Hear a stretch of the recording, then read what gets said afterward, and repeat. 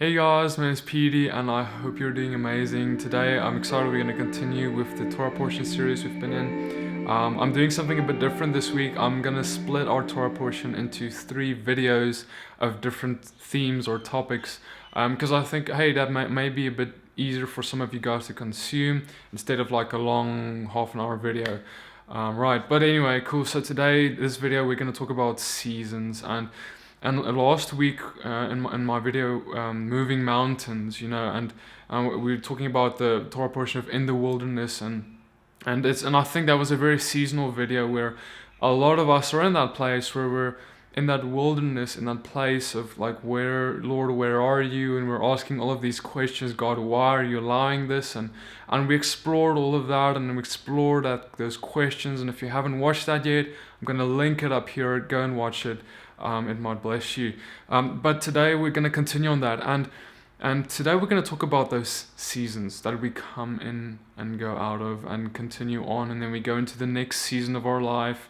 And then it's different. And there's a very important lesson here in Numbers about this, which I want to read to you quickly. So Numbers 9 verse 15.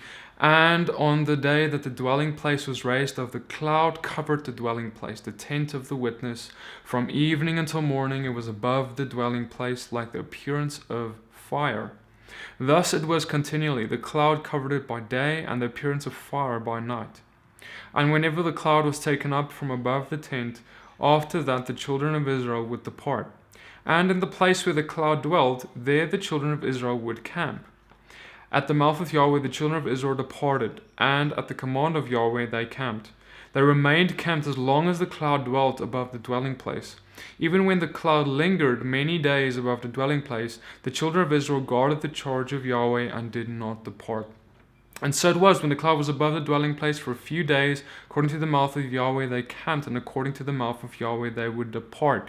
And so it was, when the cloud dwelt only from evening until morning. When the cloud was taken up in the morning, then they departed. Whether by day or by night, whenever the cloud was taken up, they departed. Whether by 2 days, or a new moon, or a month, or a year that the cloud lingered above the dwelling place to dwell upon it, the children of Israel camped and did not depart. By when it was taken up, they departed. At the mouth of Yahweh they camped, and the mouth of Yahweh they departed. They guarded the charge of Yahweh at the mouth of Yahweh by the hand of Moses. Now, as we read through this chapter here, it's really interesting. It sounds very repetitive. And you guys are probably kind of tired of me telling you this, but when God repeats himself, there's something you need to see.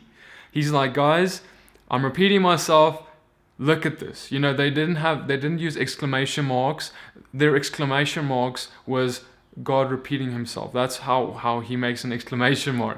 So right now we need to look at, hey, what is God saying here? And so we read about this cloud covering the dwelling place of the Father. And it was in fact a cloud in the day, and by night when the sun went down, it was a fire, like a column of fire that was surrounding the dwelling place of Yahweh. And when this cloud or this fire by night moved, then everyone would get up and they would move after it, and they would walk after this fire or this cloud.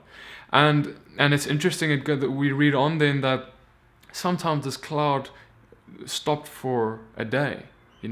Sometimes this fire stopped for a day, and then they stopped for a day and then they went on. Or sometimes it was a month. Sometimes it was a year. Now imagine you've been going. It's like you're in that place. You see this cloud, you're following it, and every day, it's moving. We camp here and there, we wait a day or two, we move along, and this cloud stops, and it stays there for 3 years. Just think about that for a second. At some point, the people are going to be like, is that cloud going to move? Or is it just going to stay there forever now? Because it's been there for like 3 years. What about 10 years?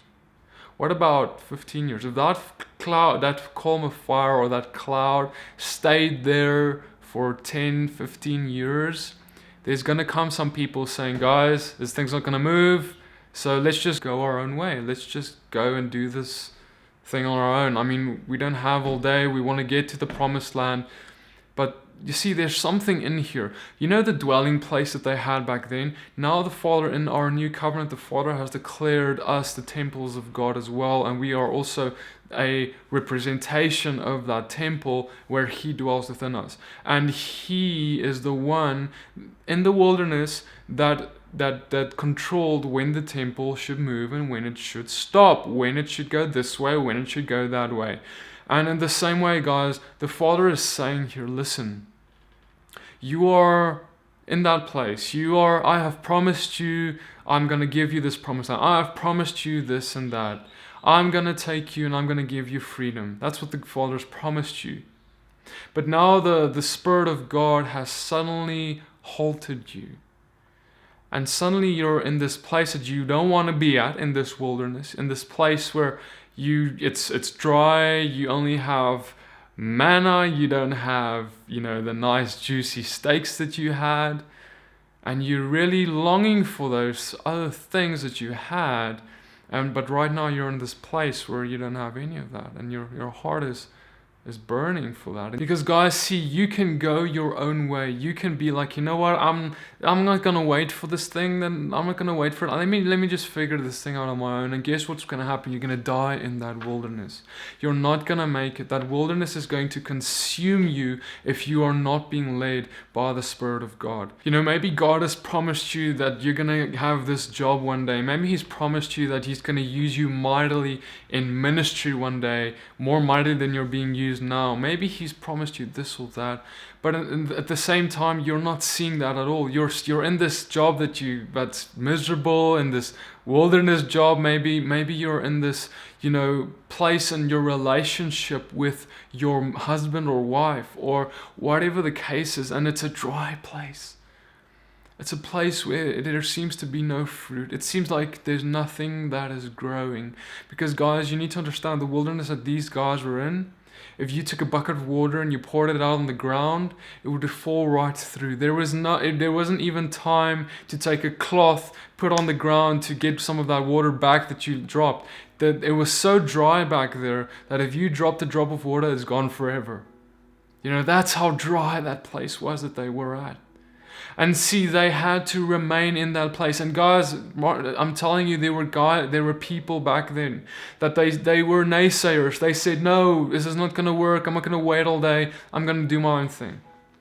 Guys, I'm telling you today, do not do your own thing. Wait on the Father's voice. Wait for His cloud to move by day or His column of fire to move by night. And when it moves, then you depart.